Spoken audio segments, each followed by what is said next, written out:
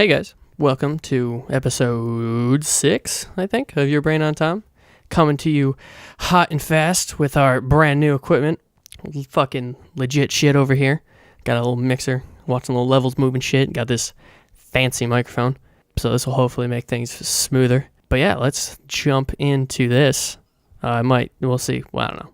I'm not going to do a pre-episode thing for this if it's just me.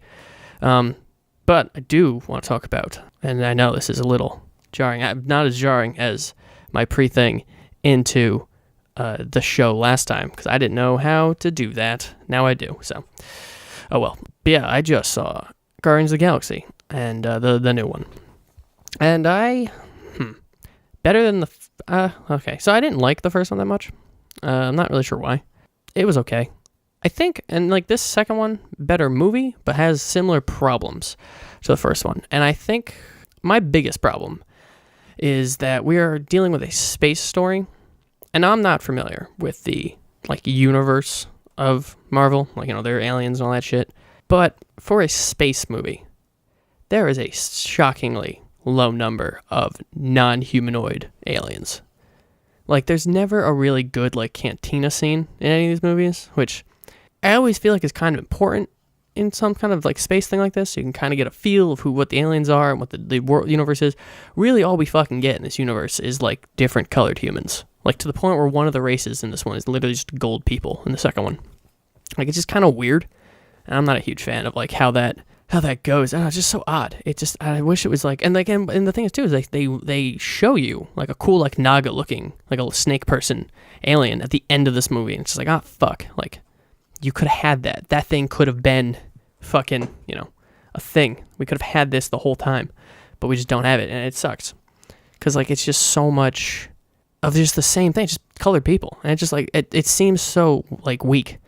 And I get, there's a lot of, humanoid aliens in the Marvel Universe, the Watchers, which they reference in this one, stuff like that. So there's stuff like that exists. And, yeah, there's Rocket and Groot and Howard the Duck shows up again, so there's all that kind of shit, which is, whatever. But I just would rather it not be so many just here's a guy made of diamonds, here's a guy with a couple of prosthetics on his face, here's a guy whose face is kind of melting and he's got a mohawk. It's just that they don't feel like aliens, they just feel like deformed humans.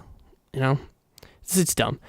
And of course, another thing I probably have a bigger problem with than just universe building, which whatever, is man, they are not 100% on their humor. No, granted, I didn't think the first one was that funny.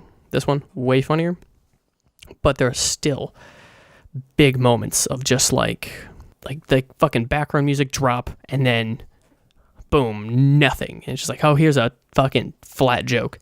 At one point, the fucking gold people are walking and they're unraveling a fucking carpet, and the carpet gets stuck, and oh my god, it's so terrible.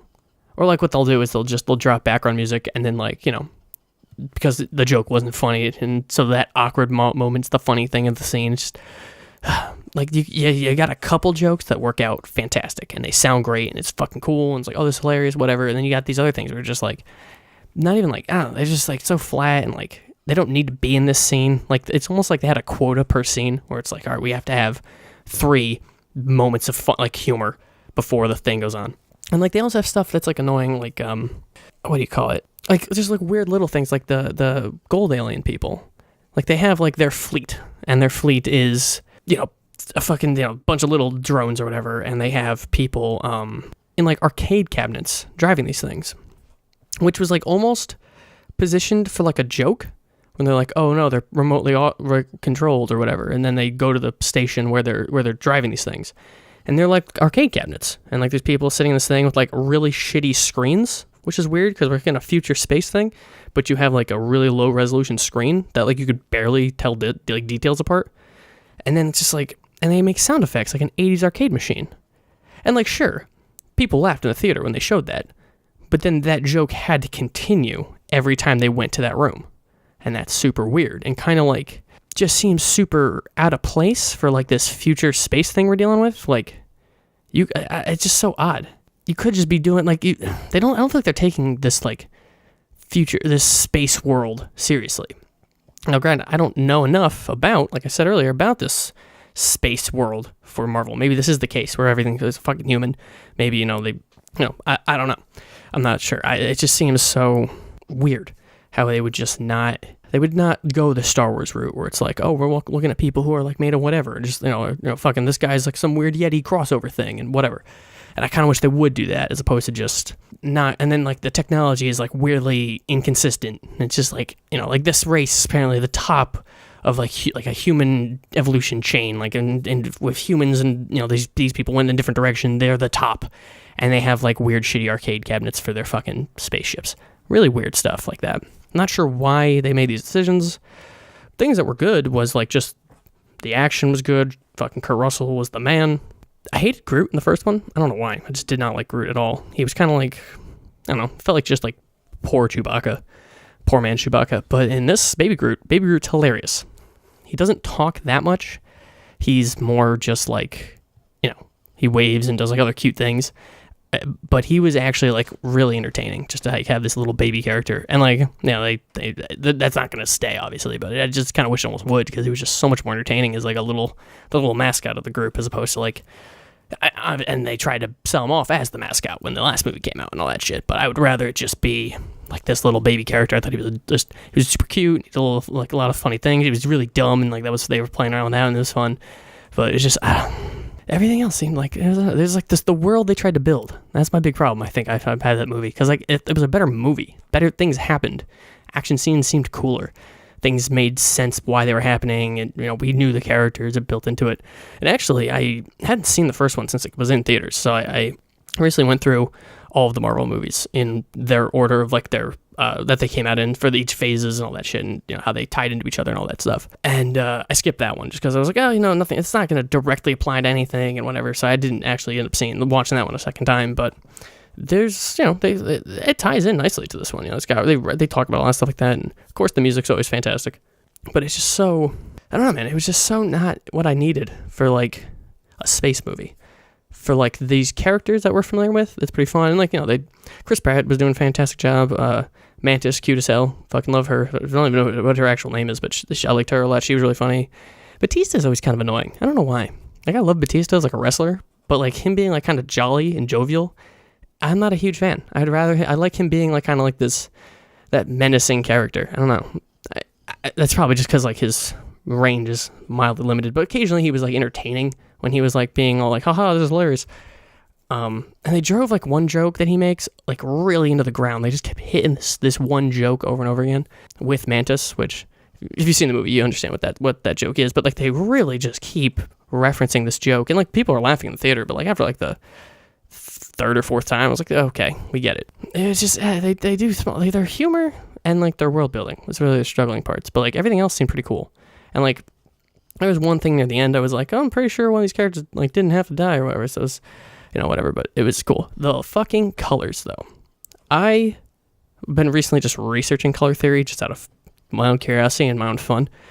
And I really fucking love what they were doing with this one. Just like everything, like all the explosions and lasers and just the environments that they were in were like, they would like layer colors. So, it's almost like if you are editing, you take the same image and then you like copy it 3 times, for example, and you take the RGB, the color scheme for the camera, and you can bring the red all the way up, the blue all the way up, the green all the way up, and you like intersplice them so that they're not together, because if they're together it'll be the normal colored image, but if you break them up it'll kind of like almost like it'll look like it's like a glitch effect, and like it's like the colors like stagger on each other. Actually I think it's what is that music video for the Gorillaz, the one with the it's just the shot of the road. It's the last song on the album. Whoops. Whatever that one is, they do that effect there a couple times. So like that kind of thing. And they were doing it with just like fire and like lasers and stuff, where they had like this multicolored, almost like rainbow effects with all the explosions and stuff. And they were just like, they're on a planet and like, just gases around and stuff, or just the planets moving in different colors. They had such a, like, I don't know who their like their shot composition guy and like their art team was just fucking killing it. They were doing so well. It looked so good. I was like just blown away by how like the way they were just keeping everything together like that. It was so fucking sick. All right, and another thing actually, which is kind of a weird thing, but I notice it a lot, and the reason I notice it because the fucking movie keeps referencing it and brings it up like, I don't know, 4 or 5 times, and that's the fact that these aliens are so like samey. There's nothing like unique in like like they reference sex so often in this movie that like I would assume everyone's just like the same because everyone's just like a human. But like, what about the diamond guy? Like a guy made of diamonds. Like he can't fuck a shit like a normal human. Like, would he blow her the fuck? Would he just tear her to shreds? Would his fucking cum be like a fucking grenade? Like that'd be crazy. So like, there's certain like weird people that are like, there's no way you can all be the same. Can everyone like just work together? Like the gold people, they're not like they make sure that we know that they don't like actually partake in normal like breeding precautions. They just like birthing pod them or whatever. And like, I don't know, it's super weird. Like there's no variation in like reproduction within these aliens like at all. I don't know. It seems super odd. They kept bringing it up. Like Drax references like sex a whole bunch and like fucking Space Lord or what's his name? Star Lord or whatever. He fucking does it all the time. It's just super odd that like they keep doing this. Like there's the place they go. It's like the closest thing to a cantina scene, but it's just like a bunch of like robot prostitutes. And like, all right, I guess all these robot prostitutes are designed the same. And like they all think they have the same idea of beauty and everything like that. Like no alien is like unique and different or anything like that. Like, I mean, even like in Mass Effect, some of the aliens were like, you know, they had different like aspects to like their taste and shit and how they felt about things. Like it's super odd. Like Avatar, like fucking sure, think it's weird that I think about like how these fucking aliens have sex, but like they fucking thought about it and they came up with a new way of doing it. Like they were like, oh hey, yeah, they fucking tie their hair together and fucking commune with Mother Nature or some shit. I don't know what was their thing. I don't even know how that would work, but whatever. Like it was just like weird. Like there's like these weird type aliens that like they couldn't do it. Like what's going on? How is this? Why are you doing this? Like you keep referencing it, so it's clearly like a huge thing. And like everyone's got the same shit, but like nothing, no one's different. No one's even like a little bit like, no one was born in an egg or something. Is Howard the Duck have the same fucking weird corkscrew penis that fucking ducks on Earth have? Like there's barely any species on this planet that have like the same type of like reproduction systems. Like fucking snakes and ducks and shit are all fucking whack. In space, in another, where everyone's on different planets, everyone's just the same deal. Super weird. I don't know why they kept bringing it up. They just keep bringing it up, and it was like kind of odd. Because like in like Star Wars, I'm never left thinking like, I wonder how these things fuck. But like I'm for some reason now left wondering how these fucking things fuck because they keep referencing it. Like Drax references sex like so many times, and he's the only one who's like, oh, I might like my taste is a little bit different. He likes, you know, whatever. And I don't remember if his wife is dead. I don't remember if that was a thing. Because like he talks about his wife or his, I don't know, whatever. I don't know. And then he had like different courting things, but like that's just like a cultural thing, not necessarily like a species thing. I don't know. It was just super odd that they kept making jokes about it. And I get it. It's like super fucking easy writing. You're just like, oh, hey, sex joke. Crowd laughs. Move on. But it's just so odd that they just kept having like these references to it and these different things. And it's just like, I guess we just don't think about it. Everything fucks the same. Cool, I guess. Super odd. And I don't know why they kept doing it, but it was like, I just don't know how some of them would like, and like, that's why I kind of wish they would have more unique aliens. Because then I wouldn't have to be like, I don't know, it would be kind of cool. Like, even Mass Effect had like, you know, those weird like dog things. I don't know what they're called. I played like two seconds of Mass Effect total, but like they had those little dog things and like, I don't know. It just seemed like super uncreative.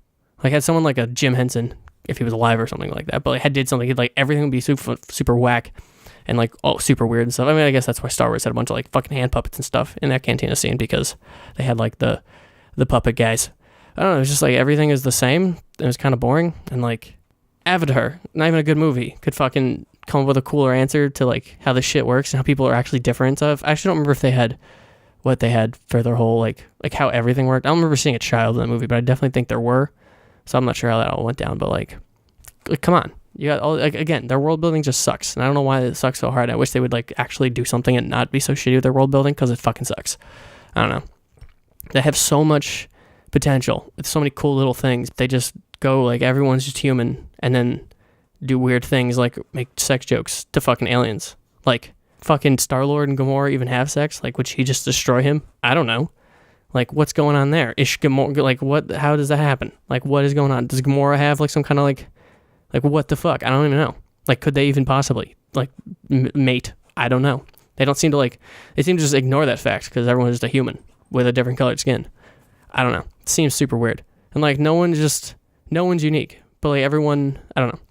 They fucked that up. And I wish they wouldn't. I wish they'd dive into stuff. Not like necessarily in that direction, but they seem to really care about that direction because they keep fucking talking about it. And so that was, I thought, pretty weird. Because like it's this weird like kind of kids movie, space movie. And so not only are you making like kind of sex jokes in a kid or a movie meant for everyone, which is like, all right, sure, I guess people might be upset with this, but then you have the added layer of actually none of you guys are the same species, so like what the fuck are you doing? Like it's super weird. But then there's like just sex robots everywhere. I don't know, super weird. But yeah, I think it was good. I'll probably get like a 6.5, 7. You know, it just when you got these when you have a big space story like this, and you just don't really get into like what's out there, like. I don't know. Maybe if I read the comics, there's more about the world. I'm very fascinated by like the galaxy that they protect. I kind of want to know more. I think it's kind of cool, and I want to see more of where it's going. And like I said, there's that really cool like Naga looking character. Naga being like the lizard snake people from. I don't know if they exist in other things, but it was in WoW. I think it is because I don't think anything in WoW is original. But they're like lizard snake water people, and there was like a red one at the end of the movie and looked super cool, and like I actually sat up in my chair. I was like, oh shit, what are we doing? And then the movie kind of was like, the movie was ending, so it wasn't like we couldn't focus on this guy, but he was so cool because he was the only different guy. Because even Rocket is just a raccoon. Like I'm familiar with what he is, I know who he is. I don't like he's not piquing my interest because we also know he's not an alien. Like they're not a species of raccoon people. He was built in a lab. They talk about that in the first one. So it's like not even like, oh, cool, I wonder what planet he's from. That doesn't really happen. And then Groot, I don't really know where he comes from or really even care too much. And like Mantis is, again, she's just a person with different prosthetics on. So it's kind of like, ugh, I kind of wish they would do things where like, I wish the Rocket spot was filled with someone who was just this wild alien, or there was more on Groot's backstory or whatever. I don't know. I want more of that. Maybe in the comics they do that. And I know there's a big problem right now with Marvel, or in the comic world, they're not doing comics that kind of work with the movies. So they don't have, if you go to pick up a Thor comic or an Iron Man comic, it's not the people it's not the characters from the movies. It's like these new versions, and apparently that's affecting sales and doing other shit, which is, I'm not buying them, but I'm also not looking. And maybe there are Guardians of the Galaxy stuff that it goes into this universe a bit more. I don't know. I would like to see more of this world. They say that I'm pretty sure there's a third one. So that'd be cool. Or something to that effect where we can get more of the world that they're kind of building and do more of, like, because now we've kind of covered, like, who everyone is, where they come from, what's going on. And then if they could go into more, like, just more of their adventures. Is there a TV show they have? Because that'd be cool, too. If anyone knows if there's, like, a TV show or, like, a comic running right now that's just their fucking antics in space, similar to like a Cowboy Bebop, where it's just like, here's characters you like, and here's them fucking about in space. Because if that exists, please let me know, because I actually would love to know. I'd love to like just enjoy that part, because these bigger stories that they're doing or whatever, I don't care as much as I would like. I want to just know about like what they're like, just what's going on, or like they two of them go off or whatever. But yeah, not bad. Probably definitely like 6.5, 7. Not the best thing ever, but not bad. Perfectly above average, definitely above average. Let's see, what else have I been doing? Oh, actually, I do want to talk more about the movie The Red Pill, which I saw and mentioned on last week's with Mike, and it's still sitting with me. I'm still kind of like fumbling around in my head, thinking about it a lot, which I think is a sign of a good documentary, and with that, I recommend everyone should go see it. I saw it on Amazon for like $3. There might be other places you can find it too, but maybe I should. Yeah, it was $3. Yeah, because I rented it. Just a fascinating little movie. I don't know how where I stand anymore about that whole which side and everything like that. It's fascinating because I've seen both sides have problems, but both sides aren't hearing each other. It seems like, or maybe one side just overpowering the other and not letting the other side speak to because they don't respect the other side. It just seems like a communication problem on both ends in some form or another. Or what I kind of do feel like a little bit is the MRA movement has a bad name. I don't think men's rights seems to that doesn't sound right, I guess. Or it doesn't sit well. Where you're like, well, fucking what about, fucking you got all the rights. And it's just like, well, no, we got these faults, these few things we want to figure out ways to work on. And sometimes I feel like some of the topics are too gendered that they kind of fight for. 75% of men are committing suicide, but suicide in general should be fixed. We should work on that as a community, as a society. We should go about suicide better. That shouldn't, it shouldn't just be like, and sure, that might be where you start, but then we go from there. Because, I feel like that's a thing that affects everyone, including myself. I've had that affect me in different ways with people I know and stuff. So I just kind of wish stuff like that, where it's just like, I think that argument might be too gendered, and it's just like we need to worry about humanity, So it's just like but there's some things in there where it's like, what do you call it, where you don't get the kid, whatever. That I think needs reworking. There's stuff in there, they have arguments and stuff like that, and just like, or like there's a couple things with different foreign groups, and they kidnap all the women but they kill all the men, and it's like, oh well, we don't talk about the dead people, we're just and sure, you worry about the people who are alive and get them safe and whatever, but there's still like this, nothing is being completely clear, but no one is being honest, like clear with each other, and they're just kind of fighting with their silly. It seems all silly that people are getting so, I don't know, everyone's so dedicated to their cause and their wedge that they don't see it being, I mean, I think it's great because I wasn't aware of half these issues, and now I'm kind of like, more alert to it. I'm like, oh, okay, cool. So there are people who are just like, hey, I'm having a problem, and people just go, you can deal with it. And it's like, oh, maybe we should hear out everyone, even after you hear them, you're like, I can't do anything, and I don't think, I think you might want to rethink it, but maybe at least just hear someone out, the spotlight for a little bit. So, but I definitely think everyone should go see that movie because it is, it's been sitting with me for over a week now. I just keep thinking about it, and it's just, how do I feel about this? How do I feel about that? So I think that's a good sign of a documentary. I think everyone should go out and watch that because it's just such a fascinating topic of a thing that I know for myself had so little information on, and immediately just almost discouraged the movie had I not heard, people that I respect. And honestly, when it comes to movies on the internet, I listen to like 3 people, and a couple of them, one of them had mentioned, oh hey, this movie's kind of neat, and I was like, all right, I'll look into it. So, and those people, actually, the person who told me about this movie, Shoe on Head, who I find is just hilarious. I think she's just a hilarious human being, but I don't know if I agree with her and everything. But that's the fun of it. I think she's just funny. She's like funny. She's very much like, I'm in the middle and I fucking hate everyone. She's kind of like on the political end of things, more against like, anti-feminist and all that stuff. But she's just sometimes really funny. But she had mentioned the movie, and I was like, oh, cool, I'll try this out. But really, that's like a rarity. I never listen to anyone that are into movies except for like YMS, who I think is a fucking saint, and anyone who's not watching him, which I imagine most people are because he's so popular now. But YMS is hilarious, fantastic, does everything right. If I could just be him, like his model of like content creation, it's perfect. It's so like respectful of the fans and like respectful of everyone's time, and like he understands, and I think he's just incredibly smart and very funny, very very intelligent. And then Comic Book Girl 19 is the other one. I like her a lot. I don't always agree with her too, and I think that's very fascinating. Sometimes she's like, oh, I really like this thing, or I hated this. Like I think she was way harder on Ghost in the Shell than I was. I'm not even a huge fan of the movie, but like I'm glad I heard her out, and I think she talks about things in such a great in-depth way. Like I look up to her completely. She's so fucking smart. Oh man, and she's got her Comic Book Girl 19 Dune book club, which I'm gonna be doing that because I want to read that book again. I read it a couple years ago, and then I think it'd be kind of fun to do as like a group.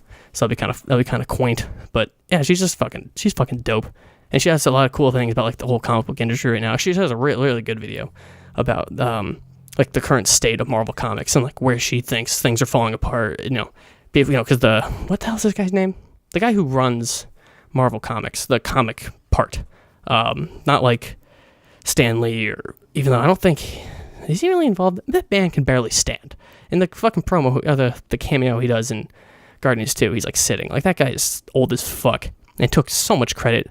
Jack Kirby deserves equal, if not more, credit than fucking Stan Lee. Stan Lee is just like the business head of things and a shitty writer. I don't think it's that. Well, it's hard to say. I don't like the writing he did, but I also don't know if I don't know. Maybe his writing was just very like 60s, 70s, and it's just not really what I'm familiar with or like comfortable with and like enjoy. But obviously he wrote stuff that mattered and created a thing, an empire. But I just don't like Jack Kirby did so much more. He did character designs, some of the things like he was given such little information. Actually, Comic Book Girl 19 has a great little YouTube. It's not on YouTube actually. It's on Go90, which is a thing that I do not know about. But it's called Greater Creators, and she goes into the Jack Kirby story and just a bunch of different people like Alan Moore and Frank Herbert. I think what the one she was doing last time I watched. I'm thinking back behind one or something, but yeah, like I would, what was I talking about? Jack Kirby comics? Oh yeah. The guy who runs it now, that comic, the comic side of the Marvel Comics, thinks that the fact that they're rebooting everyone to be more diverse, you got your Black Iron Man, and I want to say she's Muslim. Miss Marvel's Muslim now, I think. I don't remember. Muslim girl, I think. I guess you have to be Miss Marvel, but whatever. I forget. There's a couple other ones. Oh, Thor being a girl and that kind of stuff, like I mentioned earlier. But he thinks the reason sales are dipping is because no one wants diversity. No one wants a girl Iron Man or whatever. But I kind of feel this way, and I've been kind of feeling this way a little bit more, and she had mentioned it briefly too, that I feel like it's not the diversity. It's one, and she brings this up, is the fact that it's not the movie. So you're going in from watching a movie, and you don't know if the comic is the movie character. You're like, oh, okay, I guess I'm not going to buy this one because I want to read the Avengers that I just saw or whatever. But also that it's kind of like which is more my argument, is that it feels like a lack of creativity where they're just repurposing things for the sake of like, oh, this one sells. Which is like, you know what? If you just created a new hero, and instead of being so stuck to this pantheon of fucking whatever it is, maybe we could have something really cool. Maybe we could have these cool new things and things could be different and whatever. But, and people I feel like really want new comics and new characters because I feel like Invincible does super well because it's, a new universe. Everything is new to you. But I also feel like there's a big issue with like the, what is it called? Like issue 1, syndrome, I guess, where every time an issue comes out labeled number 1, it sells like literally like 10 times more than issue 2. Because people just want to jump in from the ground, but they don't continue. And I've done this plenty of times. That's why I got into manga growing up, because it was so much clearly labeled. That's not a word. But this is the first one, this is the second one, and there's no like spin-offs. It was just, here you go. And it was so much easier to just hone in on what the story was and keep up with the story.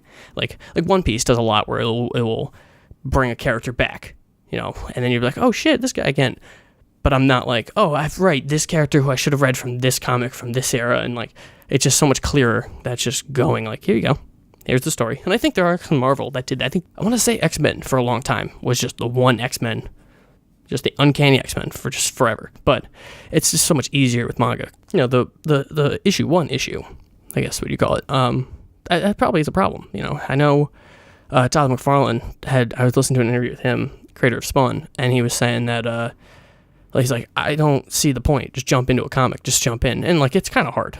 I know for me, I'm very much like, I don't play a game. Like if I wanted to play Witcher 3, I'm reading every Witcher book, and I'm going to play Witcher 1 and 2. I'm not jumping into just 3.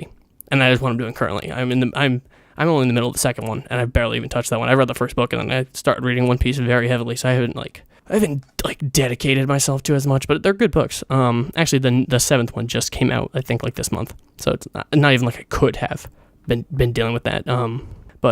So I'm very much like, I want to hit every point. I want to do everything. I want to read I want to see the whole entity, as opposed to just the new hotness. So I don't try to, and I almost feel like kind of a poser with Persona because I skip 1 and 2, but they're so apparently so different that they almost feel like a separate entity. I think they have like 2 references throughout the series. It's not, or the new ones. So it's not like a huge deal, I guess. So like I kind of get it, and like Todd McFarlane had said, like he would, he's like, I'll put issue 1 on every comic from here on out if I have to make like what are you people talking about? And I kind of get that mentality too. It's like, I'm just making a thing. The craft of comics is that you jump in. You just jump in, you go, you stick with it, you drop out, you jump into another one, whatever. It's kind of like this like almost like it's an endless timeline. And then you're dipping in and out of different timelines, different adventures, which is apparently more towards Comic Book Girl 19's argument with comics, is that Marvel is doing a lot of events and then reboots. So they have a big event, like Secret Wars, a bunch of characters smashed together, and then universe reset because a big thing happened, and fucking magic and superpowers and fucking time and space collapse, and you gotta do new things, and the whole thing restarts. And it's like, why dedicate yourself when something is going to stop, restart, change, do this, do that, and you can't, like, it's not like that idea of just, here are these storylines, you jump in, you find the thing you love, and you jump out, and you may go to another one. All right, this one's dying, you go to this one, whatever. So you gotta kind of do stuff like that, but like, that's not really what Marvel's working with right now. which is her argument to why it's falling down and why she stopped. She's comic book girl 19, and she's not reading comics or Marvel comics. So she said she's reading more like foreign stuff, which is something I actually want to get into a little bit more. Like the whole, what is his name? Jodorowsky, the film director, director, I guess. He has like a comic universe. Mobius, that's the guy's name. The artist Mobius worked with him to do like his own little comic universe and do these different things. And what has he got? The Inkle. The Inkle's the big one, and I forget what the other two are. But I know there's like 3 series that all kind of tie together of this whole thing. And the Inkle, seeing some of the artwork in it, is fucking sick. And I know it inspired some of the Fifth Element's like cinematography, which is pretty cool. Just like the big cities and the depth of the city. If you're familiar with the Fifth Element, there's like the city goes like way down, like everything's in flying cars. So you just see this, the city is tall as opposed to like long, like goes all the way down, I guess. So like instead of being like on the plane with your car and then everything goes up, it's like both. So it kind of gives this cool like massive feel, and that was like, I guess that came from the Inkle and Mobius's artwork. That's what I've been told. And then what's the new movie coming out? Valerian. That's a French comic. That seems like it's gonna hit more of that space feel that I'm kind of looking for. Hopefully, it's not what it kind of seems like it's gonna play out to be, and be like a teen drama, but be more like a cantina scene. Have that kind of thing where you're just covered, you're surrounded by weird aliens that you're not sure about and what's going on. Who is this? And this is cool. I want to look into this more. And that's obviously a fine line where you have to cover enough, but still leave everything open for, maybe a fan that does a book or whatever, and you get content created out of just like people going, what more is this? That's, how Star Wars started with the extended universe and all that stuff. I like that. I like having, or like how, you look at the cantina scene and you could sit with someone who can name every single alien in that room. And some could probably tell you what planet they're from, and maybe some of them are famous, and like all that shit is so cool to me. I think that's such a cool idea. And that movie looks like, Valerian looks like it's going to do that a little bit more. It's going to have a little bit more of a vast span of aliens as opposed to just humans. So, I guess there's also, in terms of watching, I am almost done with season 1 of Power Rangers, Mighty Morphin, which 60 episodes. A lot just kind of happens, and a lot of weird things, just like weird songs they throw in, like vocals. They're like, oh, I forgot about this. So it's just kind of like, things are just happening. It's so, oh my god, but it's pretty cool. It's just a lot of fun. So just watch that again. I've just been enjoying and the best thing about it too is I can just put it on while I put stuff away, I throw stuff away or whatever. I like clean my room. I can just leave it on, and it's just, I don't need to pay attention, because who the fuck, it's just, things are just going to happen, and then they're just going to ultimately end. And there are things where it's like, okay, this is an arc, so I'm going to sit down and I'm going to pay attention to what's happening here, because maybe 2 episodes are going to play together or something like that. But it's not a commitment to just be sitting down and just like, I'm gonna watch this and do all that stuff. So it's not like it requires a lot of attention, which is exactly what I need from time to time. It's just something I can put on and enjoy. What else is there? I guess in video games, what we have right now is I'm still playing Persona 5. Haven't got a lot done with it though, unfortunately. But what I do have to talk about, and would like to talk about, is Kingdom Hearts 3 has a bunch of rumors floating around right now. Those being that Kingdom Hearts 3, after 12 years, or it's currently 11 years, going on to 12, will be out in 2018, which I expected. I just didn't see a possibility of it coming out this year, and if I had to guess, I'd say we're probably going to aim for like a March release date, because the last main number ones came out March 23, I think, for both of them. So it'll probably be around there, or something to that effect. But we'll see how that ends up actually playing out, because they say no matter what, it's coming out 2018. That's the rumor, that even if it's finished or not. I don't fucking want that. I want that. I hope to God that even if it's not finished, comment that is floating around as this rumor by this guy who I forget his name, but he's like a Spanish guy. He might be from like South America or something. But he has on his Twitter, he has consistently been releasing Square Enix rumors accurately. So whenever he needs to release, or whenever like something's been come out or something's going to happen, like Final Fantasy 15, he did a bunch of this where he was just releasing little tidbits of like who the last boss was and all this stuff, which I had looked up later. I knew he was doing this stuff, and I was like, hey, just in case I won't look into it. But now that I see it, he was right, and he was what he was talking about became true. So what he's been doing is he's releasing all this information that Kingdom Hearts will definitely come out in 2018, regardless of if it's finished. If it's finished, Square Enix is going to release in 2018. So if I had to guess, it's either going to be March or November. Those are the 2 dates. The 2 months is probably going to fall in. That kind of sucks, and I really hope that is not similar to Final Fantasy 15's unfinishedness, which is ridiculous. Those games have been in development for over 10 years. There's like no excuse at this point, especially with Kingdom Hearts, because they've sent Kingdom Hearts is not produced in the Tokyo studio. It's produced in the Osaka studio, which to some fans' dismay is a bad thing, and I kind of agree with them. Because the only 2 games that they have done in full is Birth by Sleep and Dream Drop Distance, and they have some serious combat issues, such as like lack of hit stun on your basic combos, a lot of reliance on the command deck, meaning you basically set up special moves. So if you hit X, you do your basic 3-hit combo. You can add points and hit more times. Or you have your triangle button, which turns into different commands, such as your strike rate, which is when you throw your keyblade, whatever. What have you. And it's there for the intention of customization, and you're filtering through abilities that you need and whatever. Unfortunately, for both games, it comes down to for Birth by Sleep, all of the elemental surges, so Fire Surge and Lightning Surge, Thunder Surge and Fire Surge are probably the most popular ones. Your character dashes forward, AoE or around him or her, doing either damage, and you're invincible during this animation. So a lot of times what it comes down to is, you just spam triangle at a boss, doing damage, and then as soon as you are out of charges and they have to recharge, you just spam square, which is your dodge roll, and the dodge roll has no cooldown, so if you do it fast enough, you are actually invincible, and you can't take damage. So there's almost no point, especially in the super boss for Birth by Sleep. You can do it without any cure spell on your command deck, because you are invincible. You can do the entire thing without getting hit, because nothing can hurt you, because you're invincible every single time you hit a button. So it's just kind of like stupid shit like that, where like there's no point in you hitting X, which is unfortunate, because I kind of like that stuff. I like in 2 how some of the bosses, you want to craft your X combo with, you try to lower the total number of combo hits, you want to raise them, you want to have different finisher options and all this stuff, and there's a lot of customization, just that, not to mention everything else you're fucking with. It also feels higher skill when you're doing stuff like that. That's not to say that Birth by Sleep doesn't have a high skill ceiling. There are things in there that are difficult to pull off. So you just gotta it's just not as intense and not as cool. And sure, really, the thing I'm talking about with Kingdom Hearts 2 with the different X combo stuff, that really only applies to the late game super bosses that only the crazies like myself are doing on like critical, which is the hardest difficulty to those who don't know.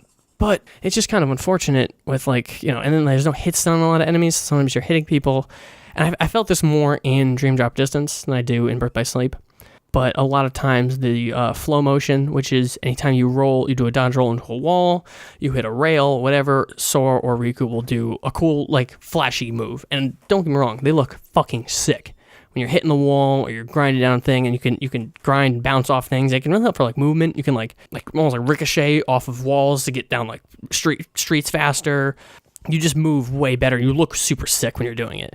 And then you can hit X at any time and do an attack out of them. And each one leads into a different attack. So if you bounce off the wall, you're going to do a spin and then come down with your Keyblade. And there's other ones if you're off a rail, you teleport. You do 3 hits that are really fast, almost like your teleport each hit. Similar to Killing Spree for rogues in WoW, if you're familiar with that move at all.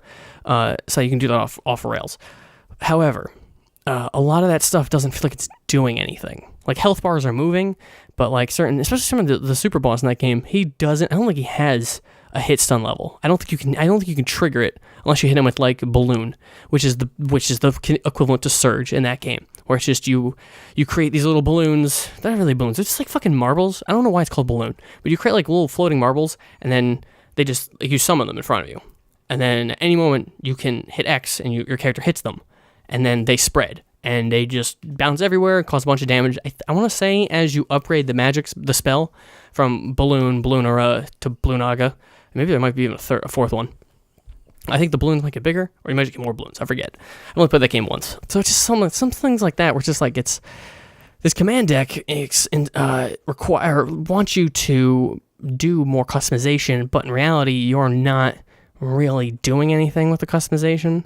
You're kind of just existing. Things just kind of happen. You just kind of follow the same pattern, like fight to fight. And that kind of sucks, to be honest. Like, I wish there was a little bit more. And so to some of the fans here, because these two games built within the same engine, I want to say 2 years apart. Not that they're very close. The only thing that probably took the longest time was models they had to do, and then worlds and like that kind of stuff. Like everything in battle felt the same. And that is concerning to a lot of fans because it's not Kingdom Hearts. It's kind of annoying. And these spin-off handheld games are not great, and they're not well done, and they're kind of annoying. Story-wise, they're fucking awesome, which is kind of unfortunate because they are kind of unfun to play. Like, you could give me Kingdom Hearts 1 and 2 any fucking day, any fucking time. I don't care how sad or tired or upset I am. I will fucking play that game and probably come close to beating it in that sitting. It's so fucking fun, especially the first one. The first one I could probably do in like somewhere around 8 hours. It's not hard. It's not like, especially because if you just go for the beat the game path, you can do it really fast. Yeah, I'll play the games any fucking day of the week. I fucking love them. And it comes like Birth by Sleep. I want to play Birth by Sleep, and which my bigger complaint of Birth by Sleep is having to do everything 3 times because you have the 3 characters and they go to the same worlds and they do similar things with each other, and it's just kind of like whatever. You almost like something to the point where you're getting the same weapons in the same order almost, and it's just like, all right, whatever, who cares? It's kind of annoying. But like with Dream Drop Distance, I want to play it again, and I'm going to play it again. I'm gonna play all of them again and do kind of like I'm heavily considering like a YouTube like game to game what happens, kind of a catch you up to Kingdom Hearts 3, because one, I want to do that for myself so I can remember where things go and in what order things happen in from game to game. And I would do it in chronological order, so I'd probably start with Birth by Sleep and go up. I will do a thing probably on the phone game, which takes place, and I cannot find a 100% confirmed answer on this, because it's so unfinished that no one has any idea what's going on. But 100 years before Birth by Sleep? That's the going theory, I believe, from what I've been able to find. And for some reason, I thought that. So I'm wondering if it says we're in a cutscene, and then I just forgot, because other people also assume that's the case. But it's so unfinished, and there's so little information that actually gets said in those games that it's almost like prehistory, and I can't really rely on that too heavily. Unfortunately, some major things do happen that play into the games coming up, such as the no-name Keyblade and who the fuck some of these characters are. Like some of the foretellers, of the foretellers, there's 5 main ones, and then there is a hidden 6th who does not partake as a foreteller. He is sent on another mission by all of the foretellers' main master, called the Master of Masters, who divvies out everyone's goals and what they're supposed to do and tells them what to do. And so he tells this other guy, whose name I can never fucking remember how to pronounce. I want to say it's like Luxu. He tells him to take the no-name Keyblade, which has the Master's eye, so he can always see all time. As long as the Keyblade's there, he can see. It's almost like a video camera for him, so he can always pay attention. Because he apparently dies, and I'm making air quotes because I don't think that's gonna be the case. But he disappears, and everyone assumes he's dead. But I don't think that's not true, probably. And then other things like that. So like there's like who he is, how he's going to play into it, why he created the no-name Keyblade, who Luxu is, the box that the Master gives Luxu, what does that mean? So there's a lot of stuff in there that just is going to clearly play into Kingdom Hearts 3. Is it going to make sense to me right now? No, it doesn't make any sense. And I feel like I wish it could. I wish it had some kind of substance to it so I could tell you, okay, this is why this is important and this is why it's going to. So it's unfortunate, but I can't really get too into what that is when it comes to this little series I want to do, which I'm not going to do until I'm done with Kingdom Hearts, or rather, Persona 5. And then I'm going to go through all of the games. I'm probably going to stream them just to have kind of like, because I need to get the footage anyway. And fuck it, why don't people watch anyway? Because they're fun to watch. They're fun to play, whatever. But I'll probably do like, here's Birth by Sleep. Here's what happens. And here are the implications of why things happen. And the big thing in that game is, and constantly, I find this being a very big point of contention is where do Keyblades come from? Because they seem to really make it clear that it has to be bestowed from person to person. So almost like a Star Wars Master to Apprentice. This is basically anime Star Wars, and if you go into Kingdom Hearts with that in mind, it's a lot easier to understand. But what we've been led to believe in the past was that, like, Sora, the Keyblade chose him, but his Keyblade is special because it's the Keyblade of the Realm of Light, and there are 4 realms currently, I think. And there's a theory that the phone game takes place in the Realm of Sleep, which is the realm from Dream Drop Distance, because one of the characters is a spirit, which is one of the dream creatures. Their spirit nightmare. There's a lot of stuff in here that I'm going to get into and do all these things. And I might do the Unchained Key one, or just the Key one, because Unchained Key is just the American version. It's like their remix or their final mix or whatever. Actually, it's now just called Unit Cross, but basically almost do that one with, like, here's the going theories of what is what, and then update it when shit's actually clarified. But I want to do that and kind of do each big point and, like, all right, so here's the stuff you need to know from this game, and just kind of cover it all and do, like, almost like a History Channel little show where, here you go, this is this, and this. But I'm obviously not going to take it. I'm not going to be super solemn, and so I want to tell you the tale of Sora, aka Anime Jesus, and how he is going to save everyone's life forever and always, because he is our Lord and Savior. God bless. But I just I want to do basically all that. So I'm going to do a bunch of that stuff, and it'll be good. I'm looking forward to doing that, because I actually want to play those games again, and I really enjoy editing now. So I kind of want to mix the two, where it's like, all right, I want to play this game again, I want to take footage of it, and I want to edit it together, I want to make, like, a thing. And I also want to talk about Kingdom Hearts a lot. But it's really confusing, because you can't see a lot of these people, because a lot of times characters look the same or have similar names. If you don't have a visual, it's kind of hard to keep track of that shit. So if I can't be like, here's Terra, here's Xehanort, here's Terrazort, here's fucking Ventus, there's Roxas, and here's how they tie together, and here's Xigbar, and then Xigbar infused with Xehanort, and then all this stuff, and here's young Xehanort, and Heart Xehanort, and all this crazy shit, because Xehanort's a fucking... Is he 7 people right now? I don't know. I forget. It's crazy. Everything blows up and just in different pieces, different directions, but it's very hard to follow what's happening. And, like, this all sounds like I'm a crazy fucking person. Like, I'm fucking Alex Jones just talking about fucking whatever. Just saying nonsense to get you riled up. But in reality, this is all in that game. These games are crazy, but they make sense if you kind of just really pay attention and keep track of what they're saying. And there's also small things, just like concepts, like the what makes up a person or somebody in Kingdom Hearts, being the characters that, Sora, Donald, Goofy, Squall, Cloud, Aeris, Riku, Kairi, they're somebodies, and what aspects of a somebody would be a body, a heart, and a soul. I always thought the soul was the equivalent of the heart, but I forgot that Terra, when he is soul transferred for Xehanort, the soul is equivalent to, like, the mind, and, like, that's what allows the lingering will, which is the one of the super bosses from 2 Final Mix. It all gets so crazy, but there's these aspects I want to get over. So that's probably another thing too I would do, is, like, here are key terms you need to know, like going over the different realms, because there are, I believe, 4: Realm of Light, Realm Between, Realm of Darkness, Realm of Sleep, and hopefully they don't add any fucking more, because holy shit. And actually there might be a 5th. I wouldn't be surprised if they turned out, or if they made Unchained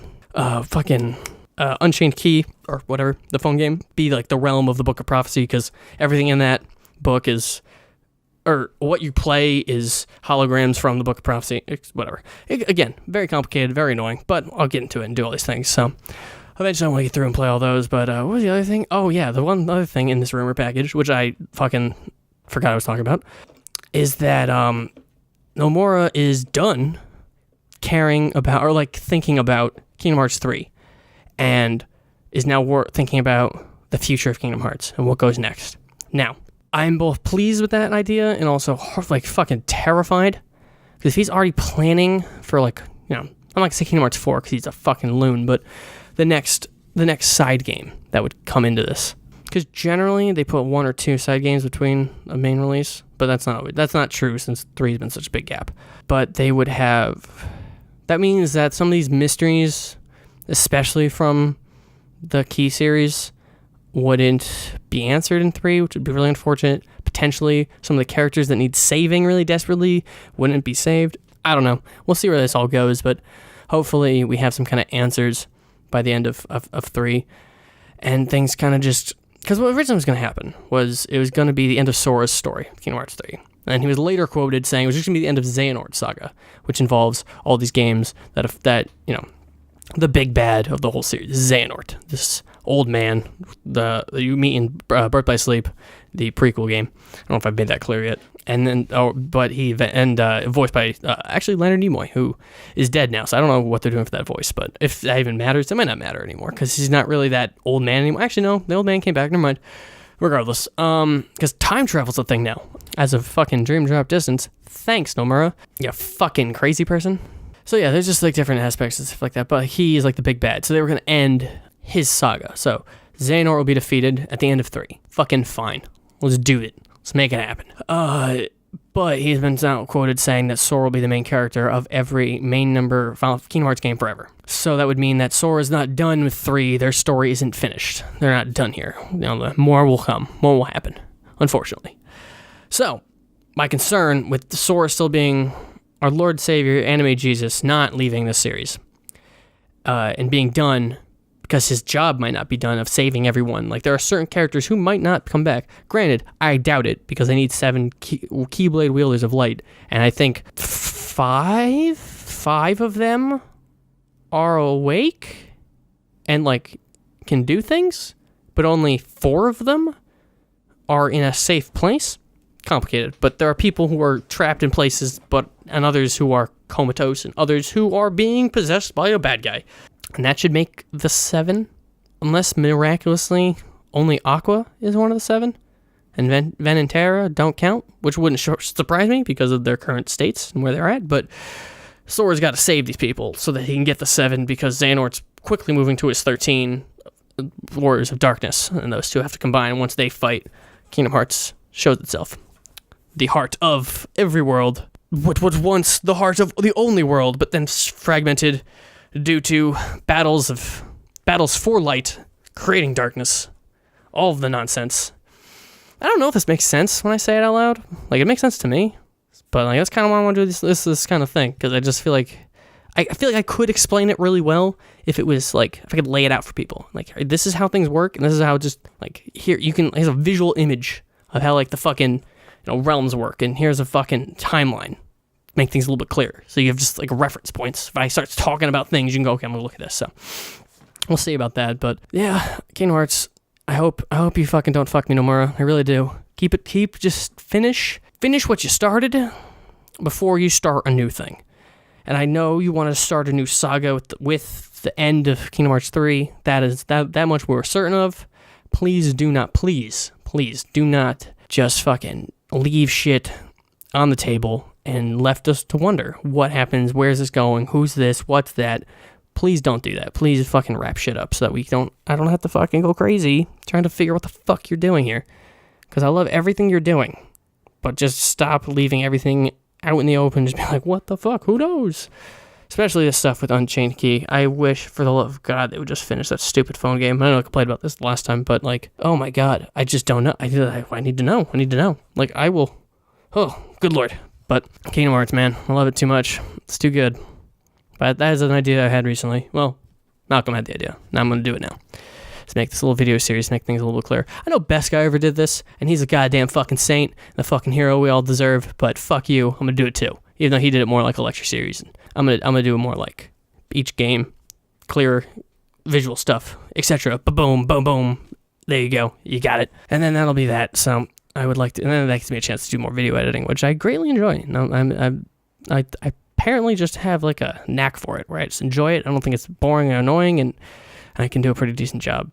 Shout outs to friend of the show, Nick, having me do his CCWL Wrestling League, Crystal something Wrestling League every 2 weeks, editing those little events he does.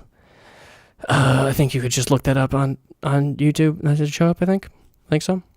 By those videos, you can see my work. That's not the promo, which is like, a far more like heavily produced. But this is just like me making a show. Yeah, I want to do more of those things. It's fun. Maybe actually do that more and more. I gotta come up with different ideas of what I want to do. So I would like to do mostly on video games, I think.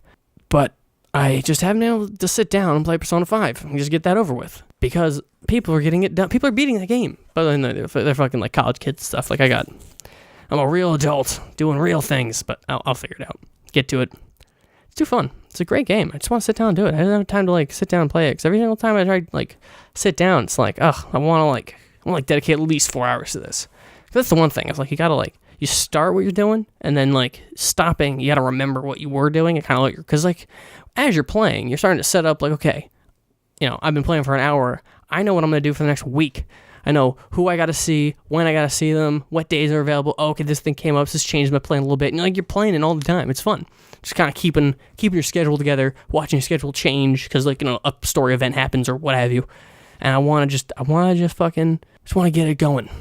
But now I just see that it is 10 minutes to 7, and I got places to be, and I've already wasted a lot of time just rambling about Kingdom Hearts for like a half hour. So I guess I'll end here for this episode 6.